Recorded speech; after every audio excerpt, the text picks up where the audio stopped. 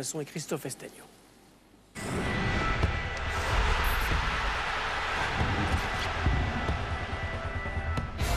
Geoffroy Guichard, le 4e affronte le 5e. Le podium est en jeu. La fête promet d'être belle. Mais après 24 minutes, un accident gâche tout. Valentin Esseric, jeune attaquant de 20 ans, tacle Jérémy Clément. Verdict, une double fracture pour Clément. Moment d'effroi sur le terrain. Le coupable, lui, est abattu. Il se confie au micro de Canal+. Je dois jamais faire ça, je dois jamais tacler comme ça. Mais après, j'y vais pas du tout pour faire mal.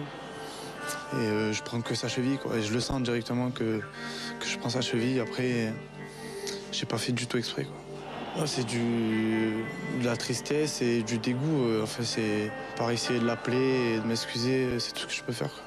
Vous savez que vous risquez une lourde, très lourde suspension? Ouais, ça, franchement, j'en ai rien à foutre. Après, ce qui m'importe, c'est sa cheville à lui. Sur le coup, honnêtement, c'est terrible, quoi, parce que voir sa cheville se plier de cette manière-là, c'est... On est un peu tous abattus ce soir. C'est même dur d'en parler. Et pourtant, juste avant, il y a eu des sourires côté stéphanois. 7e minute, Brandao lance Pierre-Emerick Aubameyang. À la lutte avec Gomis, il s'écroule dans la surface. Aubameyang est catégorique, même si ce n'est pas évident à l'image. Il y a bien contact. Ouais, il y avait penalty. De toute façon, je suis pas quelqu'un qui simule en général, donc là, il y avait faute. Faute et donc penalty pour les Verts. Aubameyang le frappe et marque encore. Son 15e but en championnat, son 8e lors des 7 dernières rencontres des Verts. En suivant, Nice réagit, remise de Puel, tête de Sivelli. But justement refusé à l'Argentin pour cette charge sur le gardien stéphanois. Après la blessure de Clément, Saint-Etienne essaie tout de même de continuer à jouer. Aubameyang pour la tête de Brandao. C'est à côté. À la pause, Christophe Galtier mène devant Claude Puel d'une courte tête. Les supporters apprennent alors la gravité de la blessure de Clément.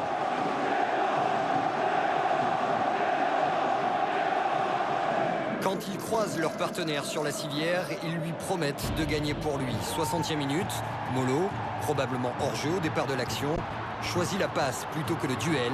Brandao pour le 2-0. Suspension, fatigue, blessure, joueur malade. La sale semaine niçoise tourne au cauchemar. Déjà, c'est difficile de venir gagner à Geoffroy Guichard. Et à 10 chez eux, donc c'était quasiment mission impossible. Impossible car les Verts sont insatiables. Aubameyang s'appuie sur Brandao, puis joue les solistes de haut niveau. Un cadeau pour Molo. 3-0. Je pousse, je fais double contact. Après un petit externe, tu vois, pour Rio. C'était ronaldesque. 3 buts à Nancy, 3 en coupe contre Lille et 4 face à Nice. Amouma, à peine entré en jeu, dépose le ballon sur la tête de Brandao. Aubameyang-Brandao, un duo de feu pour une victoire totale, ou presque. Autant les supporters sont heureux, c'est normal. Le club peut-être, mais j'aurais préféré perdre le match que de perdre un joueur. Merci. Toujours invaincus en 2013, les Verts croient désormais au podium. Ligue des Champions pour Saint-Etienne, je pense que c'est un objectif. Oui, on peut se retrouver aussi 8e et puis perdre la Coupe de la Ligue, puis Coupe de France. Donc il faut relativiser, il faut surtout pas se tromper d'objectif. La blessure de Clément renforce un peu plus l'envie du groupe. Rennes et Paris, ses prochains adversaires, sont prévenus. Il faudra être fort pour stopper cette vague verte. Et ça fait près de 30 ans que la Saint-Etienne n'a pas été en aussi bonne position, aussi loin dans la saison. Mais la joie est altérée, par cette terrible blessure de Jérémy Clément. Alors ce qu'il faut dire, c'est que quand les arbitres sanctionnent les tacles trop durs, et parfois on a l'impression qu'ils sortent les rouges un peu trop rapidement, c'est justement pour éviter ça. Oui, parce que bien évidemment que l'intention des Esseric, c'est de toucher le ballon, sauf que le tacle n'est pas maîtrisé, c'est un attaquant, donc bien évidemment il passe à côté du ballon. C'est un défenseur, on peut imaginer qu'il aurait taqué le ballon, même s'il aurait tout emporté. Alors que là, voilà, quoique, bien évidemment, mais c'est pour éviter ce genre de geste. Pour peut-être 7, 8, 10, 15, 20 cartons jaunes donnés un petit peu trop rapidement, on peut éviter ce genre de situation. Combien de fois depuis le début de la saison a-t-on dit ici, sur un carton rouge, oui, mais il ne l'a pas touché? Tu dis encore heureux qu'il ne l'a pas touché. Ou combien de fois on a dit heureusement que quand il le touche, la jambe n'est pas en appui. Là, le drame arrive parce que la jambe de Jérémy Clément est en appui dessus. Donc, les arbitres français, depuis le début de la saison, sont plus sévères qu'auparavant sur le jeu dangereux. Des semelles sur la malléole, on en voit 3 ou 4 tous les matchs. On ne voyait pas ça avant. Est-ce qu'il faut qu'il y ait malheureusement une blessure aussi terrible pour qu'il y ait une prise de conscience? Parce que là, l'avenir... Prise de conscience des joueurs, pour le coup, parce que c'est vrai que les arbitres, eux, ça fait longtemps qu'ils sanctionnent. Il y a peu de chances que je te tacle. Non, je veux dire que les arbitres, eux, ont pris la mesure du danger. Ah oui, les arbitres, très bien. Sincèrement, un attaquant, il ne doit pas tacler. Dans quel moment un attaquant doit tacler? Ça ne doit jamais arriver. J'ai jamais vu Messi tacler, Ronaldo tacler. Il y a très peu de grands attaquants qui taclent. Marco, t'as déjà taclé, toi? Moi, je ne suis pas un grand attaquant, mais Marco, toi, Marco, il a glissé 1 ou 2 fois.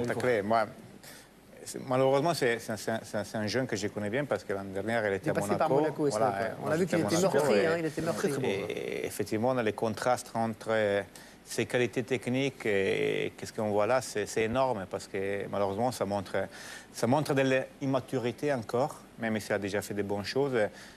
Dans un moment du match où c'était 1-0, milieu, je dirais, c'était pas une zone dangereuse, mais c'est normal que quand on fait une intervention avec cette force, forcément, ça se passe quelque chose. Adil, est-ce que parfois, quand on s'engage, vous êtes défenseur, on se dit j'y vais à fond, tant pis pour les conséquences? Est-ce qu'on prend pas des risques conditionnés finalement par le C'est compliqué parce qu'on est des compétiteurs et on a envie de gagner le duel, on a envie de prendre le ballon. Après, c'est là où on se rend compte que tacler, ça reste un métier. Ouais. Et tu parlais d'attaquants qui taclent. Moi, Brandao m'a déjà taclé. Hein. Ouais. Ah ouais. Et vous en souvenez? Voilà, Brandao, il tacle parce qu'il a du mal à faire autre chose par moment. Ah, là, il était bon. Là, il a été très bon. Non, mais voilà, c'est un peu plus compliqué, mais à un moment ou l'autre, il doit... Tacler, c'est un geste technique. Tacler, c'est pas se jeter les 2 pieds en avant. Il y a des défenseurs qui blessent des attaquants. Enfin, mais les défenseurs, quand ils taclent, il y a une part d'intimidation. Tu crois que quand il va tacler Ibra au bout de 10 minutes de jeu le premier match, il n'y a pas une part d'intimidation. Donc, au-delà du tacle, il y a quelque chose de différent. On ne tacle pas pour tacler comme ça. Après, il y a une intimidation, ça c'est sûr. Après, c'est dommage. Pour le joueur, bon, c'est grave. Et on en est tous conscients. Après, je pense aussi que pour le joueur qui l'a taclé, je pense pas qu'il ait fait... qu'il ait voulu lui faire mal. Non, mais ça, il y a un joueur qui le tacle. Il n'y a pas de doute sur le côté accidentel. Il n'y a pas de doute sur le côté accidentel, effectivement. Très vite, Pierre, parce qu'il faut qu'on aille à Marseille. Ce qui est dommage, c'est qu'on perd 2 joueurs. On perd évidemment Jérémy, à qui on pense et qui va souffrir parce qu'il est là. Et Esric qui va forcément être lourdement suspendu. Le dernier cas similaire, 10 matchs de suspension. Ouais. Et on perd là aussi un très bon joueur de foot. Dans les larmes, Saint-Etienne, 3e donc hier, mais cet après-midi, Marseille.